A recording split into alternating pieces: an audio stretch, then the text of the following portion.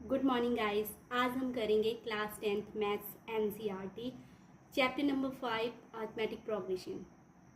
इसका हम एक्सरसाइज 5.2 का क्वेश्चन नंबर 15 करेंगे। तो क्वेश्चन नंबर 15 है for what value of n the nth term of two APs 63, 65, 67 dash dash dash and 3, 10, 17 dash dash dash are equal. तो guys हमें यहाँ पे दो एपी गिवन है।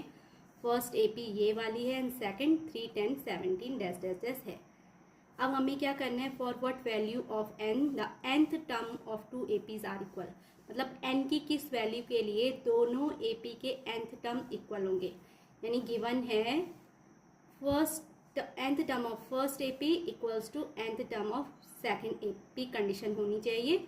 तो हमें किस कंडीशन के लिए इन दोनों के nth टर्म सेम है ये फाइंड आउट करना है। तो फर्स्ट में राइट करूंगी the given APs are, the given APs are. तो आप अपनी एपीज लिख लिए, गिवन एपीज आर। तो पहली जो एपी यानी अरिथमेटिक प्रोग्रेशन गिवन है वो है 63, 65, 67 and dash dash dash. This is our first arithmetic progression. And second है 3, 10, 17 dash dash dash. This is our second arithmetic progression. From first AP, from AP first, we have first term, that means A is equal to 63 and common difference is equals to होगा second term minus first term, यानी 65 minus 63 and this is equals to common difference को हम generally D से ही right करते हैं। तो मैं write करूंगी small d is equals to आपका आ जाएगा 65 माइनस 63 इज इक्वल्स टू 2। तो इसका जो हमें nth टर्म निकालना है तो t n is equal to a n is equal to nth term equal to हो जाएगा a plus n minus 1 into d. अब हम इसको सॉल्व करेंगे तो a की प्लेस पे मैं 63 राइट करूंगी प्लस n हमें फाइंड आउट करना है, डी की प्लेस पे मैं 2 राइट करूंगी। तो ये आ जाएगा 63 plus 2 into n, 2n and plus minus का माइनस 2 1 जा 2। तो 63 माइनस 2 इज इक्वल्स टू होता है 61 प्लस 2n। तो गाइज हमारा जो फर्स्ट एपी है उसका nth टर्म मैं ऐसे भी राइट कर सकती हूँ 2n प्लस 61 हो गया। ओके, अब सिमिलरली हम इसी तरीके से फ्रॉम एपी सेकंड करेंगे।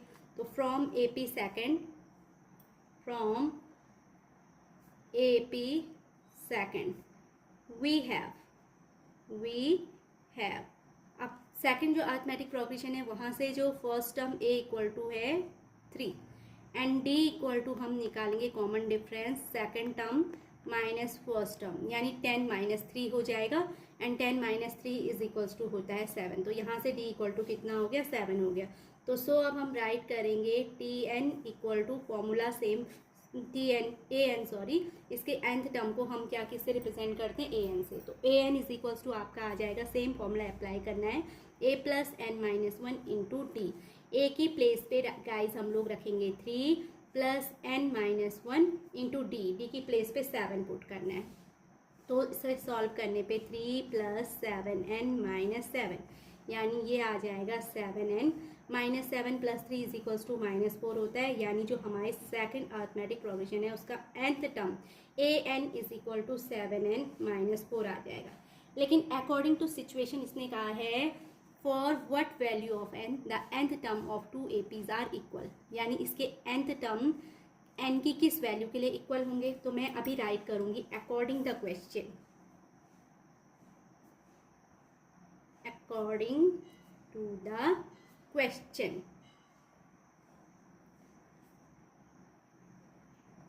we have nth term of both APs are equal, that means nth term of first AP equals to nth term of second AP हो जाएगा। ओके, तो अब हम राइट करेंगे 7n minus 4 equals to 2n plus 61। तो अब हम like terms separate करेंगे। तो यहाँ पे n के टर्म्स में एक साथ करूँगी, ये प्लस 2n है, लेफ्ट हैंड साइड में ये हो जाएगा 7n माइनस 2n।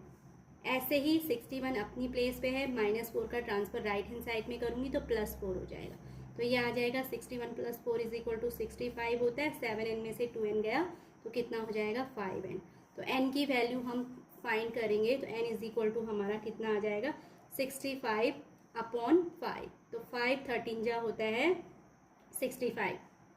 तो so the required value of n, so the required value of n is 13.